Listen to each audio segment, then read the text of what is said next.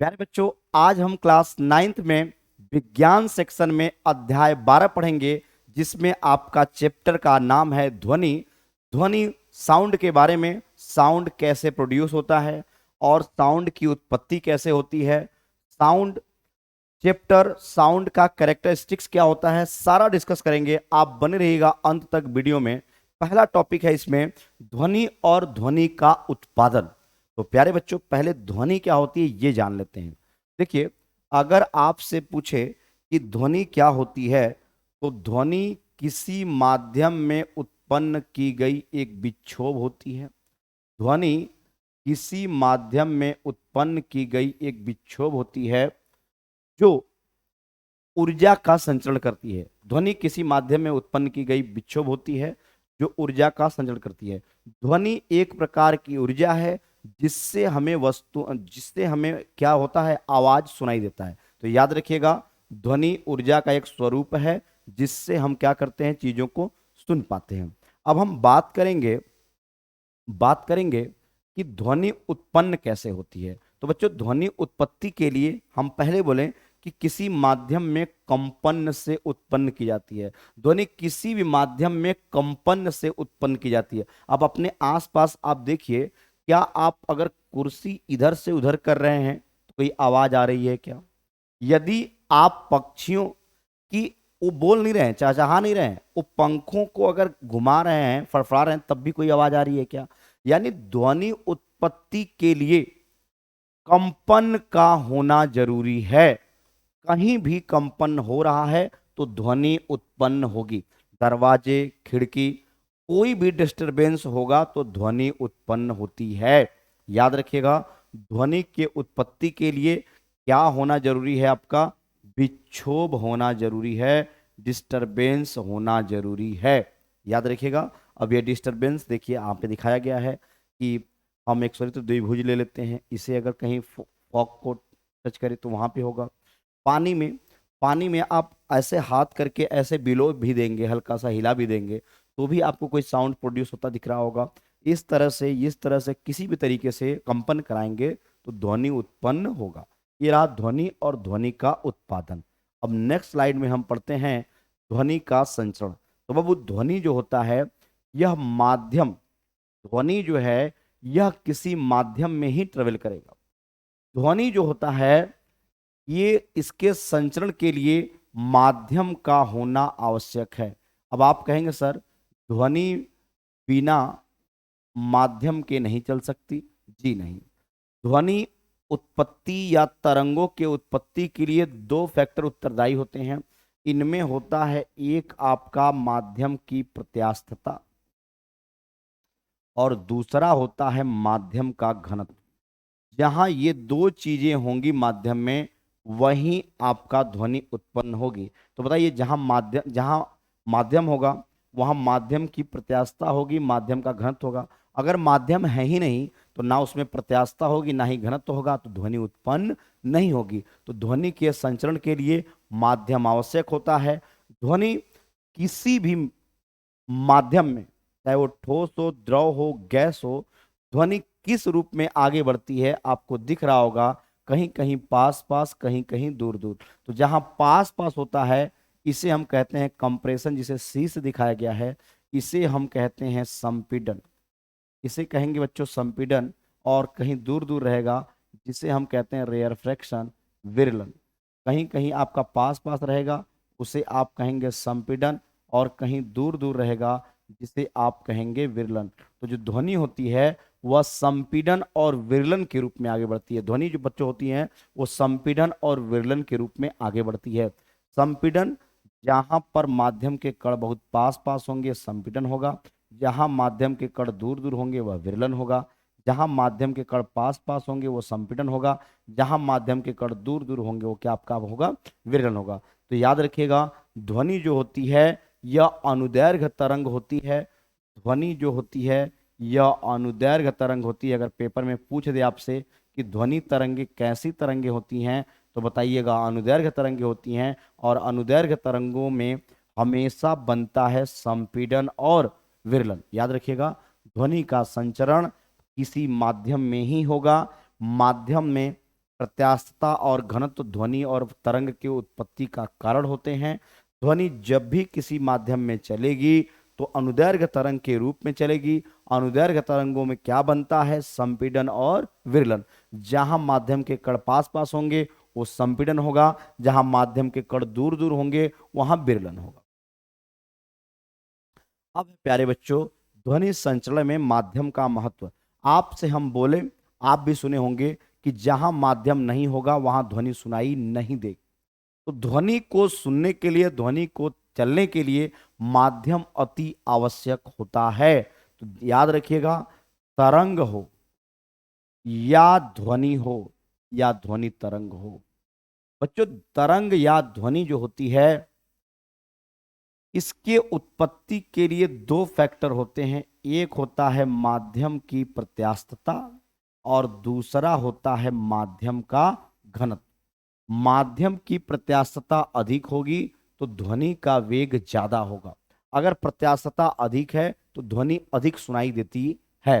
यही कारण है कि ठोस में ध्वनि का वेग ज्यादा होता है, द्रव में उससे कम होता है और गैस में सबसे कम होता है। याद रखिएगा, आप रेल की पटरी पर कभी ऐसा जरूर किए होंगे कि रेल आ रही है तो आपकी रेल दिख भी नहीं रही है, दूर है रेलगाड़ी। अगर आप पटरी पे कान लगा के सुन रहे होते हैं तो आपको ध्वनि दूर से सुनाई देती है, क्योंकि ध्वनि तरंग ठोसों में अधिक वेग से चलती है। तो ध्वनि को चलने के लिए माध्यम की आवश्यकता होगी। वह माध्यम चाहे ठोस हो, चाहे द्रव हो, चाहे गैस, लेकिन आवश्यक है। अगर आप चाहते हैं कि सर हम प्रायोगिक रूप से देखना चाहते हैं कि ध्वनि बिना माध्यम के नहीं चल सकती, तो किसी शीशे के जार में कोई वस्तु आप छोड़ करके, या रिंग कोई इलेक्ट्रिक बेल आती है उसको करके आप शीशा का जार बंद कर दीजिए, फिर सुनने की कोशिश कीजिए। भले उसमें इलेक्ट्रिक बेल बज रहा होगा लेकिन आपको बाहर सुनाई नहीं देगा। या फिर कोई शीशे के कमरे में बंद है और ध्वनि उत्पन्न किया जा रहा है जो बाहर माध्यम से बिल्कुल ढका हो, तो आपको बाहर ध्वनि नहीं सुनाई देगी। ध्वनि को चलने के लिए माध्यम की आवश्यकता होती ही है। ध्वनि निर्वात में नहीं चल सकती। याद रखिएगा, ध्वनि निर्वात में नहीं चल सकती, क्योंकि निर्वात आपका कोई माध्यम नहीं होता है। तो ध्वनि निर्वात में नहीं चल सकती। यही कारण है कि चंद्रमा पर लोग इशारों में बातें करते हैं, या अंतरिक्ष में जाने पर इशारों में बातें करते हैं। जहां निर्वात होगा, कोई माध्यम उपस्थित नहीं होगा, वायुमंडल नहीं होगा, वहां पर ध्वनि नहीं चल सकती। ध्वनि को चलने के लिए माध्यम जरूरी है। और माध्यम की कौन से दो फैक्टर जरूरी हैं? एक है प्रत्यास्थता और दूसरा है घनत्व। ध्वनि के वेग के लिए सबसे पहले न्यूटन ने सूत्र दिया था, v बराबर under root e by d, या एक दूसरा सूत्र था v बराबर under root p by d. इसमें e होती है माध्यम की प्रत्यास्थता, d होता है माध्यम का घनत्व, यहाँ पर p होता है माध्यम में दाब और d होता है उसका घनत्व। बच्चों याद रखिएगा, ध्वनि को चलने के लिए माध्यम बहुत जरूरी है। अगली स्लाइड में है ध्वनि तरंगों की प्रकृति। अभी अभी बात हुई है कि जो ध्वनि तरंगे होती हैं इनकी प्रकृति कैसी होती है। तो ध्वनि तरंगों की प्रकृति होती है अनुदैर्घ्य। ध्वनि तरंगों की प्रकृति होती है अनुदैर्घ्य। ध्वनि तरंगे जो होती हैं वो लॉन्गिट्यूडनल वेव होती है। ध्वनि तरंगे जो होती हैं ये लॉन्गिट्यूडनल वेव होती हैं। ये हमेशा चलती हैं किस फॉर्म में? कंप्रेशन और रेयरफैक्शन के फॉर्म में। कंप्रेशन और रेयरफैक्शन के फॉर्म में, मतलब जहां माध्यम के कण पास पास होंगे वो कंप्रेशन होगा, जहां माध्यम के कण दूर दूर होंगे वो आपका क्या होगा? रेयरफैक्शन होगा, विरलन होगा। याद रखिएगा, ध्वनि तरंगों की प्रकृति अनुदैर्घ्य होती है। अनुदैर्घ्य तरंगे चलती हैं संपीड़न और विरलन के रूप में। जहां माध्यम के कण पास पास होंगे वो संपीड़न होगा, जहां माध्यम के कण दूर दूर होंगे उसे आप विरलन कहेंगे, कंप्रेशन और रेयरफैक्शन कहेंगे। अब है ध्वनि तरंगों के अभिलक्षण, characteristics of sound wave. Characteristics of sound wave में बच्चों इसको अच्छे से पढ़ लीजिएगा, यहाँ से आपका सवाल आता है, इसको अच्छे से पढ़ लीजिएगा। ध्वनि तरंग है, जिस चाल से चलेंगी वह उसकी चाल कहलाती है। ध्वनि तरंगों की वायु में जो चाल होती है वह होती है 332 मीटर प्रति सेकेंड। बच्चों ध्वनि की चाल 332 मीटर पर सेकेंड, ये मापा गया है 0 डिग्री सेंटीग्रेड पर। और मानक आप टेम्परेचर 25 डिग्री सेंटीग्रेड पर देखें तो ध्वनि की चाल होती है 343 मीटर प्रति सेकेंड। अब चाल, आवृत्ति, आयाम, ये आवर्तकाल, ये टर्म होते हैं, इनको अच्छे से देख लीजिएगा। कापी अगर आप लिए हैं नोट करिए तो, कि सर आवृत्ति क्या होती है, नया लग रहा है। चाल तो हम पढ़े हैं, चाल बराबर दूरी बटे समय। सर आवृत्ति क्या होती है बच्चों? ध्वनि प्रति सेकेंड जितना कंपन करती है, प्रति सेकेंड ध्वनि जितना कंपन करती है, इसे हम ध्वनि की आवृत्ति कहते हैं। बच्चों ध्वनि तरंगे या कोई भी तरंग प्रति सेकेंड जितना कंपन करती है उसे हम कहते हैं आवृत्ति, और इसे किताबों में एन से दिखाया है, किसी किसी किताबों में एफ से दिखाया है। तो आवृत्ति को हम एन या एफ से दिखाते हैं। प्रति सेकेंड की गई दोलनों की संख्या को आवृत्ति कहते हैं, या आवर्तकाल के व्युत्क्रम को आवृत्ति कहते हैं। अब कहेंगे सर आवर्तकाल को समझा दीजिए। आवर्तकाल को पहले समझ लीजिए।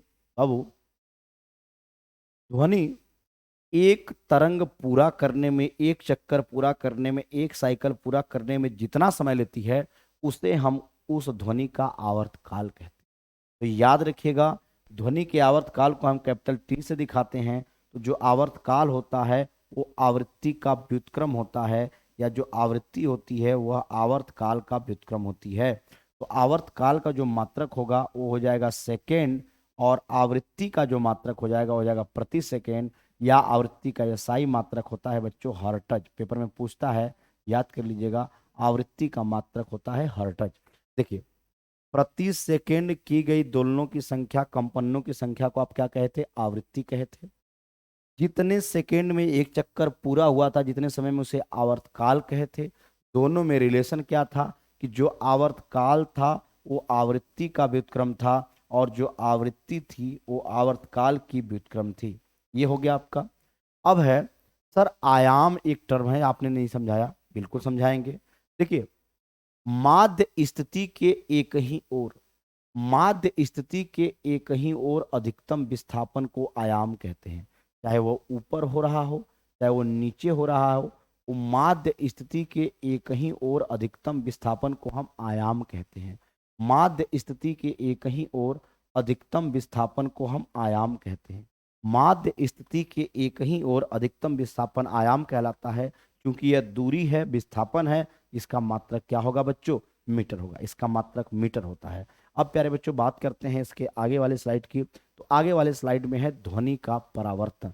ध्यान से परिभाषा समझना और ध्वनि के परावर्तन के नियम को समझना। प्यारे बच्चों, अगर ध्वनि के मार्ग में कोई अवरोध हो, देखिए ध्वनि के मार्ग में कोई अवरोध हो, तो ध्वनि जो है जाएगी, अवरोध से टकराएगी, टकरा के वापस लौटना। तो ध्वनि के इस गुण को ध्वनि का परावर्तन कहते हैं। याद रखिएगा, ध्वनि जो होती है यह हमारे कान पर 1/10 सेकंड तक प्रभाव देती है। पेपर में पूछ दे कि ध्वनि का प्रभाव हमारे कानों पर कितनी देर तक रहता है, तो ध्वनि का प्रभाव हमारे कानों पर 1/10 सेकंड तक रहता है। वो बात और है कि आप लोग कोई ऐसी बातें सुन लेते हैं जिसका प्रभाव आप पे लंबे समय तक हो जाता है, तो वो प्रभाव बातों का है जो हृदय में छप गई है। लेकिन ऐसे नॉर्मली जो आप ध्वनि सुन रहे हैं, उस ध्वनि का प्रभाव हमारे कानों पर केवल 1/10 सेकंड तक ही रहता है। अब ध्वनि गई, टकरा के वापस आई, तो इसी गुण को क्या कहते हैं आप? ध्वनि का परावर्तन। परिभाषा लिखना चाहते हैं, लिखिए। जब ध्वनि के मार्ग में कोई ठोस अवरोध हो, तो ध्वनि उस ठोस अवरोध से टकराकर पुनः उसी माध्यम में वापस लौट आती है। ध्वनि के इस गुण को ध्वनि का परावर्तन कहते हैं। ध्वनि का परावर्तन कहते हैं। अब बाबू, अब आप कहेंगे सर यहाँ पे आपने लिखा है प्रतिध्वनि, क्या है? बाबू, हमारे कानों पर ध्वनि कितनी देर रहती है? 1/10 सेकंड। अगर ध्वनि जाए और 1/10 सेकंड के अंतराल पर दोबारा से हमारे कानों पर आ जाए, तो ये क्या हो जाता है? आपका प्रतिध्वनि हो जाता है, इको हो जाता है। जैसे दिवाली पे, दशहरे पर, होली पर आप अपने घर की सफाई कर देते हैं, घर से जो भी चीजें सामान है उसको बाहर करके सफाई करते हो, तब उस समय कमरे में बोलोगे आप, तो आपको इको सुनाई देता है। आपको एक ध्वनि होगी जो बोलने के तुरंत बाद सुनाई देती है, वही आपका क्या कहलाता है? प्रतिध्वनि। तो याद रखिएगा, ध्वनि अगर 1/10 सेकंड के अंदर टकरा कर पूरा हमारे कानों पर सुनाई गूंज कर सुनाई देगी तो उसे हम क्या कहते हैं, आपका इको कहते हैं, इको। अब आएगा कि इको सुनने के लिए न्यूनतम दूरी कितनी होनी चाहिए। एनसीईआरटी हो चाहे अष्टचंद हो चाहे आप किसी से पढ़ रहे हो, उसमें पूछा होगा कि प्रतिध्वनि ध्वनि का कौन सा लक्षण है, तो प्रतिध्वनि ध्वनि के परावर्तन है। और पूछेगा कि प्रतिध्वनि सुनने के लिए न्यूनतम समय अंतराल बताइए, तो प्रतिध्वनि सुनने के लिए न्यूनतम समय अंतराल 1/10 सेकंड हो जाएगा। पूछेगा प्रतिध्वनि सुनने के लिए न्यूनतम दूरी बताइए, तो प्रतिध्वनि सुनने के लिए न्यूनतम दूरी, आप मैथ पढ़े हो, चाल बराबर दूरी बटे समय, तो दूरी बराबर पढ़े भी होंगे चाल गुणे समय, दूरी बराबर चाल गुणे समय होता है। तो बच्चों यहां से अभी अभी आपको मैं बताया हूं कि ध्वनि माध्यम में गई होगी, टकराई होगी, टकरा के पुनः वापस आई होगी, तो जाने का दूरी डी है, पुनः आने का दूरी भी क्या है, डी है। तो आने और जाने की कुल दूरी कितनी हो जाएगी बच्चों, 2D। ध्वनि की चाल होती है 332 मीटर पर सेकेंड, गुणे आपका वायु में, वायु में सभी माध्यम में नहीं, वायु में, तो ज्यादातर माध्यम वायु है तो उसी को ले लेते हैं। समय आपका 1/10 सेकेंड। तो प्यारे बच्चों 2D बराबर आपका आ जाएगा 33.10 का एक अंक में दशमलव लग जाएगा 2। तो यहाँ से D बराबर बच्चों अगर इसको काटोगे तो ये आ जाएगा 2 एक कम 2, 2 छके 12, 2 छके 12। अगर पेपर में पूछ देगा प्रतिध्वनि सुनने के लिए न्यूनतम दूरी बताइए, तो ये आता है 16.6 मीटर। या अगर मानक पे पूछ दे तो मानक पे होता है 343 मीटर पर सेकेंड, तो यहाँ पे अगर आप 343 रख दोगे तो आ जाएगा 17.1 मीटर या लगभग 17 मीटर। प्रतिध्वनि सुनने के लिए कितनी दूरी होनी चाहिए, लगभग 17 मीटर। प्रतिध्वनि सुनने के लिए आपकी दूरी जो है वो लगभग 17 मीटर की होनी चाहिए या 16.6 मीटर की होनी चाहिए। प्रतिध्वनि किसका गुण है, परावर्तन का गुण है। अब आता है ध्वनि बहुलता, एबंडेंस ऑफ साउंड। देखिए अगर ध्वनि का परावर्तन बारंबार हो रहा हो, ध्वनि बार बार टकरा के आपको सुनाई दे रही है, तो इसे हम कहते हैं ध्वनि की बहुलता। जैसे पिक्चर हॉल में ध्वनि की बहुलता के लिए आपका सोलर सेल लगाया गया रहता है, आए? और आपका स्टेथोस्कोप, आप स्टेथोस्कोप देखे होंगे, ध्वनि की बहुलता का एग्जाम्पल आप ले सकते हैं स्टेथोस्कोप। स्टेथोस्कोप ले लीजिए या आप बिगुल ले लीजिए, बिगुल ले लीजिए, या आप शहनाई ले लीजिए, या आप शहनाई ले लीजिए। इसमें लंबी सी नली होती है, तो ये लंबी सी नली क्या करती है, जैसे मान लीजिए आप आला ले रहे हैं डॉक्टर का, आप स्टेथोस्कोप ले ले रहे हैं, स्टेथोस्कोप ले रहे हैं, तो स्टेथोस्कोप आला में एक लंबी सी नली होती है बच्चों। ये लंबी सी नली जो होगी, इसमें जहां साउंड प्रोड्यूस हो रहा होगा, ये साउंड हमारे कानों तक पहुंचते पहुंचते कई बार इसमें रिफ्लेक्ट हो जाती है, कई बार रिफ्लेक्ट हो जाती है। तो ये जो कई बार रिफ्लेक्ट हो रही है, कई बार रिफ्लेक्ट होकर हमारे कानों तक पहुंचेगी तो गूंज के पहुंचेगी, बहुल परावर्तन हो जाएगा बहुत बार, तो ये गूंज कर पहुंचेगी प्यारे बच्चों। तो इसे हम कहते हैं बहुल परावर्तन या ध्वनि बहुलता, इसे हम कहते हैं ध्वनि बहुलता। ये बात याद रखिएगा। ध्वनि बहुलता का उदाहरण क्या है, स्टेथोस्कोप आला है, बिगुल है, शहनाई है, या तुर्य है, जो शादी विवाह में बड़ा सा आता है बाजा जो बजाते हैं मुंह से, बड़ा सा उत्तुर्य होता है, वो भी किसका एग्जाम्पल है आपका, आपके ध्वनि बहुलता का। एक और चीज है, आप कभी ऑडिटोरियम हॉल देखिएगा, सभागार भवनें जो होती हैं या थिएटर जो होता है, उसका छत कभी भी ऐसे फ्लैट नहीं बनाया जाता। उसकी छत जो होती है बाबू, वो थोड़ी सी ऐसे वक्राकार बने, ताकि जो ध्वनि उत्पन्न करे, यहाँ गायक गाए या कोई भाषण दे रहा है तो ये ध्वनि जब प्रेयर कर रहा है तो ये ध्वनि जाएगी। ये अगर फ्लैट रहेगा तो डायरेक्ट आपके कानों तक आ जाएगी, लेकिन अगर ये वक्राकार रहेगा तो ये इसमें कई बार टकराने के बाद तब आपके कानों पर आएगा, तो आपको बहुत क्लियर और स्पष्ट सुनाई देगा। तो इस गुण के कारण भी सभागार भवनों में जो प्रार्थना वगैरह होता है वो बहुत अच्छा लगता है सुनने में, क्योंकि ध्वनि की बहुलता होती है वहां पर, कई ध्वनियां मिल के सुनाई देगी, गूंज कर सुनाई देगी, तो अच्छा लगता है। जैसे पिक्चर हॉल में इसीलिए पुनरुत्पादन के लिए साउंड में ऐसा इफेक्ट डाला गया होता है कि आपको जो भी डायलॉग है या जो भी चीजें कह रहा है एक नायक या नायिका, वो आपको गूंज कर सुनाई दे, अच्छा सुनाई दे। लेकिन बच्चे जानते हो कि अति सर्वत्र वर्जते, कोई भी चीज जरूरत से ज्यादा हो जाए तो हमारे लिए दिक्कत पैदा कर सकती है। अगर बहुल परावर्तन की घटना बहुत ज्यादा हो जाए तो जो ध्वनियां होती हैं ये भ्रामक हो जाएंगी। अगर आपका बहुल परावर्तन की घटना बारंबार हो, कई बार हो, एक लंबे अंतराल तक हो, तो ये ध्वनियां क्या होती हैं, भ्रामक हो जाती हैं, हमें स्पष्ट सुनाई नहीं देती। इसे कहा जाता है प्यारे बच्चों अनुरणन। यदि ध्वनि का परावर्तन बारंबार हो, लगातार हो, तो चीजें हमें स्पष्ट नहीं सुनाई देती, ध्वनि जो है भ्रामक हो जाती है। इस गुण को हम कहते हैं अनुरणन, रिवर्ब्रेशन। आपसे पूछेंगे कि सर आपने कहा कि एक टाइम इंटरवल की ज्यादा हो जाए, अगर बारंबार ध्वनि एक टाइम इंटरवल से ज्यादा हो जाए तो हमें चीजें स्पष्ट नहीं सुनाई देंगी, भ्रामक हो जाएंगी, हम नहीं समझ पाएंगे कि क्या कहा गया। जैसे बादल, मैं इतने अच्छे से आपको बता रहा हूं, आप पढ़ रहे हैं, अगर बिजली चमके या बादल गरज जाए या बगल से कोई गाड़ी हार्न बजा के निकल जाए तो आप हमें इतने प्यार से पढ़ रहे हैं, सुन रहे हैं, लेकिन आपको सुनाई नहीं देगा। ये होता है अनुरणन।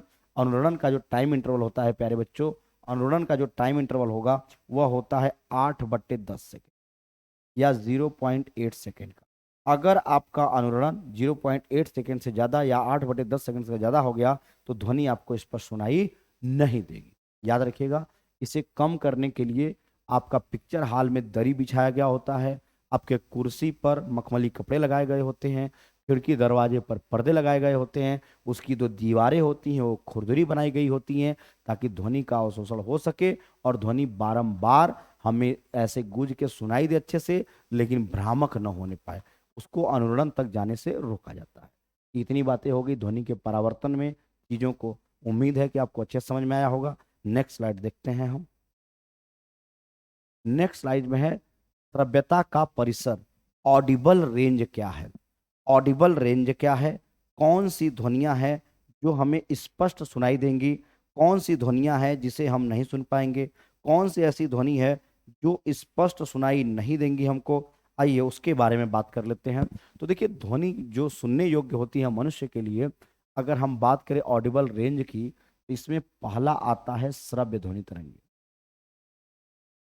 जिसे हम सुन पाते हैं। ऑडिबल, जिसे हम सुन पाते हैं। इसमें एक आपका होता है अवश्रव्य, या इसे बोलते हैं अपश्रव्य। इसे हम लोग नहीं सुन पाते, मनुष्य नहीं सुन पाता। इसे कौन सुनता है बताता हूं। ये होता है आपका इंफ्रासोनिक, और ये आपका ऑडिबल है। तीसरे पर आता है आपका पराश्रव्य। इसका उपयोग पेपर में आपसे पूछेगा, इसको अच्छे से पढ़ लीजिएगा। पराश्रव्य को हम बोलते हैं अल्ट्रासाउंड या अल्ट्रासोनिक। अल्ट्रासाउंड या अल्ट्रासोनिक, अल्ट्रासाउंड या अल्ट्रासोनिक बोलते हैं। तीनों के बारे में अच्छे से पढ़िएगा। देखिए अगर श्रव्यता परिसर देखा जाए तो ऐसा ध्वनि जिसे मनुष्य स्पष्ट सुन पाता है उसे कहते हैं श्रव्य ध्वनि तरंगे। इनकी आवृत्ति होती है प्यारे बच्चों 20 हर्ट्ज से लेकर 20,000 हर्ट्ज तक। 20 हर्ट्ज से लेकर 20,000 हर्ट्ज तक, या 20 हर्ट्ज से लेकर 20 किलो हर्ट्ज तक। 20 किलो हर्ट्ज तक ये श्रव्य होती हैं। इन्हें मनुष्य आराम से सुन लेता है। इन्हें मनुष्य आराम से, ये आपकी श्रव्य ध्वनि तरंगे होती। अब होता है अपश्रव्य या अवश्रव्य। इनकी जो ध्वनि तरंगों की इनकी जो आवृत्ति होती है, इनकी आवृत्ति 20 हर्ट्ज से कम होती है। इनकी आवृत्ति 20 हर्ट्ज से कम होती है। यह मनुष्य नहीं सुन पाता। तो प्यारे बच्चों, इन्हें कौन सुन सकता है? मनुष्य नहीं सुन सकता। मनुष्य नहीं सुन सकता। इन्हें मनुष्य नहीं सुन सकता तो इन्हें कौन सुनता है? याद रखिएगा, इन्हें बड़े जानवर सुनते हैं। इन्हें व्हेल सुनता है, इन्हें हाथी सुनते हैं, इन्हें गैंडा सुनता है। जो बड़े जानवर हैं वो अपश्रव्य तरंगों को सुन पाते हैं, और बड़े जानवर में सबसे बढ़िया सुनती है व्हेल। व्हेल 5 हर्ट्ज तक की ध्वनियों को भी सुन लेती है। प्यारे बच्चों, व्हेल जो होती है वे 5 हर्ट्ज तक की ध्वनियों को सुन लेती है। व्हेल, हाथी, गैंडा, ये सब आपके अपश्रव्य तरंगों को सुन लेते हैं। अब आप कहेंगे सर अपश्रव्य तरंगे उत्पन्न कहाँ होती है? तो याद रखिएगा, अवश्रव्य तरंगे जितने भी तूफान है, आंधी है, भूकंप है, पेपर में पूछेगा भूकंप से कैसी तरंगे उत्पन्न होती हैं ध्वनि से रिलेटेड, तो बताइएगा अपश्रव्य या अपश्रव्य। और मनुष्य के हृदय में, भाई हृदय में भी बहुत तूफान भरे हैं आप लोग, तो हृदय की धड़कनों से भी जो तरंगे निकलती हैं वो आपकी होती हैं, हृदय की धड़कन से जो तरंगे निकलेंगी वो आपकी क्या होती हैं, अपश्रव्य होती हैं, अवश्रव्य होती हैं। ये बातें दोनों क्लियर होंगी, आपको एकदम स्पष्ट हो चुका होगा कि सर 20 हर्ट्ज से 20,000 हर्ट्ज तक जो था वो श्रव्य था, ऑडिबल था। सर 20 हर्ट्ज से जो कम था वो आपका सर अपश्रव्य था। अब 20,000 हर्ट्ज से जो ज्यादा होगा उस रेंज में उसे आप क्या कहोगे, पराश्रव्य। पराश्रव्य ध्वनि तरंगों की जो आवृत्ति होती है यह 20,000 हर्ट्ज से ज्यादा हो, 20,000 हर्ट्ज से, 20,000 हर्ट्ज से पराश्रव्य ध्वनि तरंगों की आवृत्ति 20,000 हर्ट्ज से ज्यादा होती है। इसे मनुष्य नहीं सुन सकता, इसे मनुष्य नहीं सुन सकता। इसे मनुष्य नहीं सुन सकता है तो इसे कौन सुनता है, इसे सुनते हैं कुत्ता, बिल्ली, चमगादड़। चमगादड़ अपना शिकार इसी सहायता से करता है, चमगादड़ सुनता है। इसके बाद इसे अच्छा सुनती है डॉल्फिन, डॉल्फिन के बाद इसे सुनते हैं बंदर, बंदर के बाद इसे कुछ पक्षी भी अच्छे से सुन लेते हैं। तो याद रखिएगा ये सब कुछ ऐसे जानवर हैं जो आपके पराश्रव्य तरंगों को अच्छे से सुन लेते हैं, जिसमें कुत्ता, बिल्ली, चमगादड़, डॉल्फिन, बंदर और कुछ पक्षी आते हैं। तेंदुआ भी, तेंदुआ भी इसे अच्छा सुनता है, तेंदुआ भी इसे अच्छा सुनता है, याद रखिए। ये हो गया। अब रहेगा पराश्रव्य तरंगों का उपयोग। तो पराश्रव्य तरंगों का उपयोग हम सोनार में करते हैं, समुद्र की गहराई या अपने दुश्मनों का पता लगाने में। सोनार का फुल फॉर्म होता है साउंड नेविगेशन एंड रैंगिंग। लिख लीजिए, पेपर में पूछता है साउंड नेविगेशन एंड रैंगिंग, सामने दिया होगा, यहाँ पे क्लियर कर लीजिएगा। और कहाँ कहाँ प्रयोग होता है पराश्रव्य तरंगों का उसके बारे में जानेंगे। पराध्वनि या पराश्रव्य तरंगों का प्रयोग कहाँ होता है, देखिए फुल फॉर्म लिखा हुआ है साउंड नेविगेशन एंड रैंगिंग, इसी को सोनार कहते हैं। तो समुद्र में अपने आगे या पीछे के दुश्मनों को पता लगाने में। और कहाँ प्रयोग होता है आपका, समुद्र की गहराई, कि हम कितनी गहराई से कितनी ऊंचाई पर उड़ रहे हैं इसका पता लगाने में होता है, तो याद रखिएगा। और कहाँ कहाँ प्रयोग होता है, देखिए चमगादड़ क्या होता है कि अपना शिकार है, ये पराश्रव्य तरंगे छोड़ा, शिकार से जाके टकरा के इसको पता चल जाएगा कि इतने डिस्टेंस में हमारा शिकार है, ये जाएगा पुनः वापस लौट आएगा, इतने में कंफर्म कर लेता है कि शिकार यहाँ पर है और जाकर के उसको पकड़ लेता है। तो याद रखिएगा ये आपका पराश्रव्य तरंगों का उपयोग, एक इसका फायदा चमगादड़ को भी है, इसी की सहायता से शिकार करता है। और इसका कहाँ प्रयोग होता है, तो हॉस्पिटल में, आप जानते ही हैं कि इसका अच्छा प्रयोग जो है हॉस्पिटल में होता है। हॉस्पिटलों में इसका प्रयोग होता है शरीर के आंतरिक भागों की जांच करने में, शरीर के आंतरिक भागों की जांच करने में जिसे कहा जाता है अल्ट्रासोनोग्राफी, जिसे कहा जाता है अल्ट्रासोनोग्राफी, याद रखिएगा। शरीर के आंतरिक भागों का जांच किया जाएगा, इसको ध्वनि तरंगों से करेंगे तो इस प्रक्रिया को हम कहते हैं अल्ट्रासोनोग्राफी। और प्रकाश तरंगों से करते हैं तो बाबू उसको कहते हैं एंडोस्कोपी, बाद में पढ़ाएंगे। इसमें अभी पढ़िएगा शरीर के आंतरिक भागों की जांच करना। जैसे किसी व्यक्ति का पेट दर्द कर रहा है, हड्डी टूट गई है, कुछ दिक्कत हो गया है, तो आप अल्ट्रासाउंड करा लेते हैं, तो अल्ट्रासाउंड कराने पर उसके बाहर आ जाती हैं चीज़ें कि क्या क्या दिक्कतें हैं।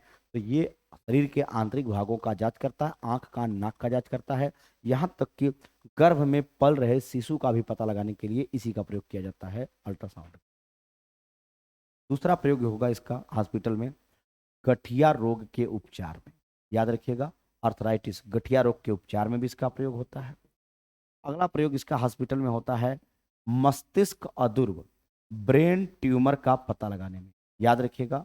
मस्तिष्क अदुर्व को इंग्लिश में ही बोलते हैं ब्रेन ट्यूमर, ब्रेन ट्यूमर का पता लगाने में भी हम पराश्रव्य तरंगों का उपयोग करते हैं। इसके बाद आता है इसका प्रयोग उद्योगों में कहाँ कहाँ करते हैं, देखिए जहाज वाला तो बता ही दिया, चमगादड़ बता ही दिया। उद्योगों में या कमर्शियल पर्पज से कहाँ करते हैं, तो बाबू पुरानी चिमनी से कालिख को निकालने में, पुरानी चिमनी से कालिख को निकालने में, पुरानी चिमनी से कालिख हटाने में पराश्रव्य तरंगों का प्रयोग करते हैं। इनकी आवृत्ति बहुत ज़्यादा होती है, ये डिस्टर्ब करेंगे, अपने आप जो है कालिख गिर जाएंगे। अगला होता है समुद्र में अगर जहाज है वो फंस गया है आपका समुद्री जहाज, तो वो आपका ध्वनि उत्पन्न करेगा, अर्थात संकेतों को दूर तक भेजेगा ताकि उससे बचाव कार्य पहुंच सके उसके तक।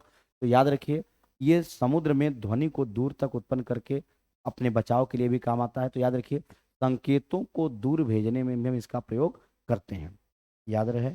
और कहाँ करते हैं? महंगे घड़ी कपड़े की सफाई में।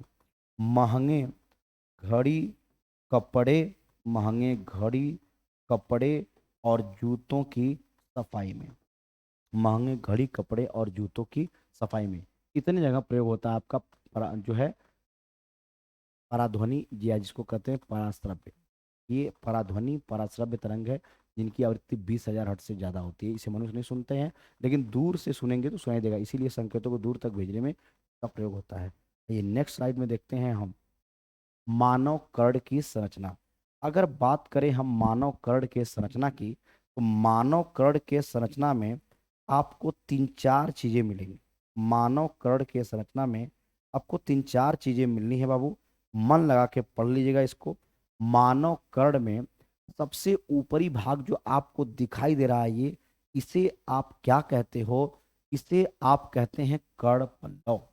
तो सबसे ऊपरी भाग दिखाई दे रहा है, उसे कहते हैं कर्ण पल्लव। और इसमें जो ये मुड़ी मुड़ी चीजें आपको दिख रही हैं, ये मुड़ा मुड़ा दिख रहा है ऊपर, इसे आप हेलिक्स बोलते हैं। इसे आप हेलिक्स बोलते हैं, लिखा नहीं गया है, ये हेलिक्स होता है। मुड़ा मुड़ा जो है हेलिक्स है। और ये आपका जो कर्ण है, ये नीचे वाला, ये नीचे वाला भाग है, इसे लैबुला बोलते हैं। इसे लैबुला बोलते हैं। जो लड़कियां कान में बाली पहनती हैं, वो कहाँ पहनती हैं? लेबुला वाले भाग, लेबुला वाले इसमें पहनती है, लेबुला है। और ये जो मुड़ा मुड़ा है, ये क्या है? आपका हेलिक्स है। जो कान है, ये हमारे लिए, मनुष्यों के लिए अब कोई बहुत काम का नहीं रह गया, बस आप देखने में सुंदर लगते हैं। और ये अवशेषी अंग में आ चुका, अवशेषी अंग में आ चुका है। अच्छा बताओ ना, ये बाहर का अगर न रहे, हमारी आंतरिक संरचना जो कान की है वो ना सुनाई देता है, ये तो केवल एक शोभा के लिए बस बचा हुआ है। हाँ, लेकिन देखने से अच्छा लगता है। हाँ, जानवरों में इसका प्रयोग है। जानवर इसको खुद को बैलेंस करने में करते हैं। कुत्ते को देखो, अगर थोड़ा सा डरा दीजिए, कान खड़े हो जाते हैं। गाय भैंस हैं, उनके कान देखोगे थोड़े से डिस्टर्ब होंगे तो खड़े कर लेते हैं। तो जो पूंछ और कान होते हैं जानवरों में, वो उन्हें बैलेंस करने के काम में आते हैं। भाई हम तो इतने छोटे से बैलेंस नहीं हो पाएंगे, तो मनुष्य में ये अवशेषी अंग होता है। अब बात करेंगे स्ट्रक्चर में कान के, तो ये आप देखिए, जो कान शुरू हुआ तो यहाँ एक होल दिख रहा होगा। ये होल अंदर जो पाइप जा रहा है, इसको बोला जाता है आपका श्रवण नलिका। ये आपकी होती है श्रवण नलिका। ये लंबी सी पाइप, यहाँ होल के बाद जो पाइप गई है वहां तक, ये होती है आपकी श्रवण नलिका। श्रवण नलिका के जस्ट यहाँ पे आप करेंगे तो यहाँ पर आपका रहता है कर्णपट। यही कर्णपट रहेगा, ये कर्णपट रहेगा। और कर्णपट में तीन हड्डियां होती हैं। कर्णपट में तीन हड्डियां होती हैं, जिसे हम MIS से दिखाते हैं, जिसे हम MIS से दिखाएंगे। और आप याद रखिएगा, MIS से तीनों के नाम याद रहने चाहिए आपको। ये जो हिंदी में लिखा हुआ है, मुग्दरक, निहाई और वलयक, इस तरह याद करेंगे तो याद हो चुका। तो इन तीनों के नाम है। यहाँ पर जहाँ कर्णाव्रत होता है, ये कर्णाव्रत है, जो आपका यही बगल में तीन हड्डियां होती हैं। उन तीन हड्डियों का नाम आप याद करिए। यम से होता है मैलियस, एक होता है आपका मैलियस। और आई से आपका होता है इनकस, आई से होता है आपका इनकस। और आपका लास्ट में यस से होता है स्टेपीज।